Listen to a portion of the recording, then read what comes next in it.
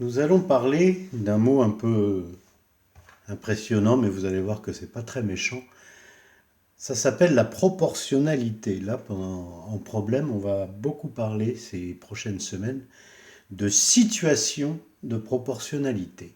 Je reviens sur, vous vous souvenez, jeudi, on a eu l'histoire, on a eu plusieurs tableaux à compléter. Il y avait le grand tableau des bouquets de fleurs qui était un peu compliqué, mais celui-ci, par exemple, le tableau des motos et des roues était très très simple. On sait que n'importe quelle moto, elle a forcément deux roues. Donc c'était très facile de compléter que évidemment, une moto, quand il y a zéro moto, on a zéro roue. Quand on a une moto, ça correspond à deux roues. Deux motos correspondent à quatre roues. Vous remarquez que je n'ai pas continué régulièrement les nombres. Je suis passé directement de 2 à 7, c'était juste pour simplifier, pour ne pas faire des choses trop simples.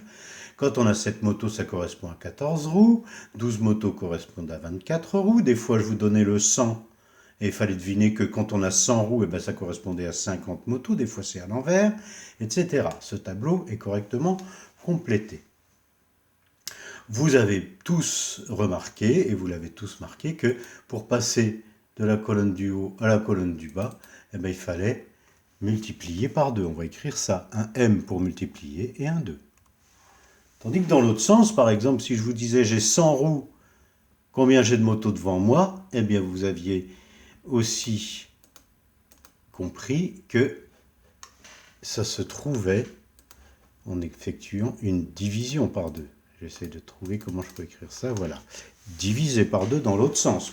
Quand on connaît celui du bas pour trouver celui du haut, quand on connaît le nombre de roues et qu'on veut savoir à combien de motos ça correspond, c'était dans l'autre sens une division par 2.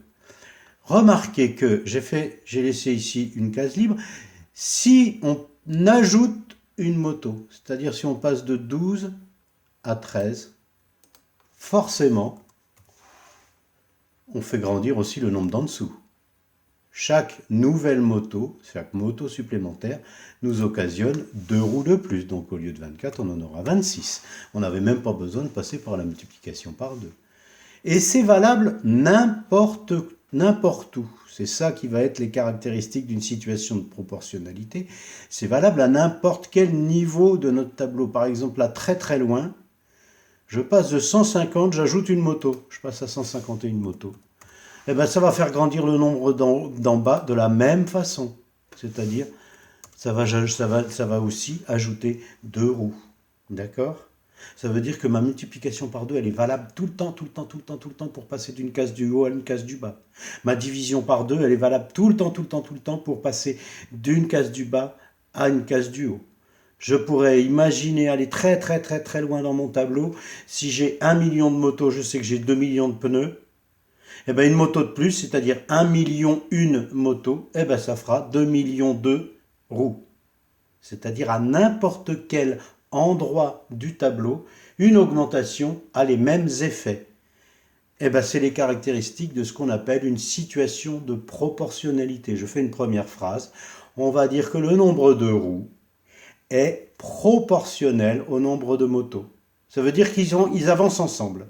Ça veut dire qu'ils sont dépendants l'un de l'autre. Je ne peux pas augmenter mon nombre de motos sans que ça fasse augmenter mon nombre de roues.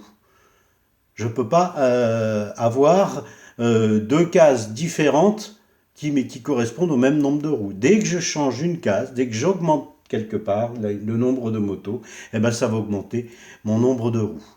Ici, pour passer d'une case à une autre, puisque c'était une situation avec des motos et des roues, c'était une multiplication par 2 dans un sens, une division par 2 dans l'autre sens. On va refaire exactement les mêmes raisonnements avec les ânes. Quelle va être la différence avec le tableau supplémentaire? C'est que un âne, ça n'a pas deux pattes, je vous en informe. Si jamais vous n'avez jamais rencontré un âne dans votre vie, ben, il est temps de le savoir.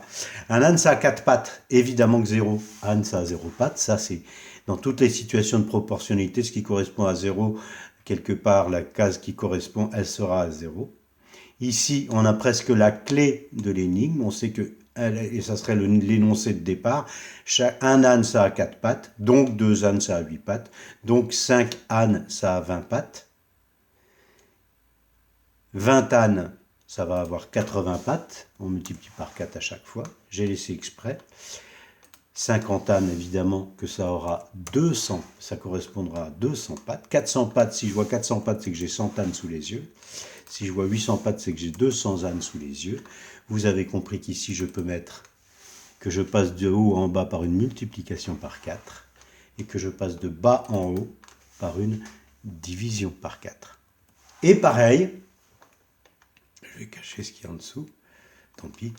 Pareil, il suffit que j'augmente à n'importe quel endroit de mon tableau, je fais un âne de plus, ben ça va faire 4 pattes de plus. Je suis sûr que ce sera 24. On peut vérifier par la table de multiplication, mais aussi on peut se dire un âne de plus, ben 4 pattes de plus. Un âne de plus, au lieu de 100, j'en ai 101. Eh ben, ça fera 4 pattes de plus. Faut pas croire que ça fera une patte de plus. Hein. Donc là, j'aurai 404 pattes. D'accord? On peut dire aussi que là, on a une situation de proportionnalité. Ça veut dire, on peut faire la phrase, le nombre de pattes est proportionnel au nombre d'ânes. Voilà. Là, on peut inventer encore une autre situation. Ça, visiblement, il s'agit de cinéma. Un nombre de spectateurs et un prix à payer. Visiblement, la place de cinéma, elle est à, quand il y a un spectateur, il paye 11. C'est normal que quand il y a 0 spectateur, on paye 0. Évidemment.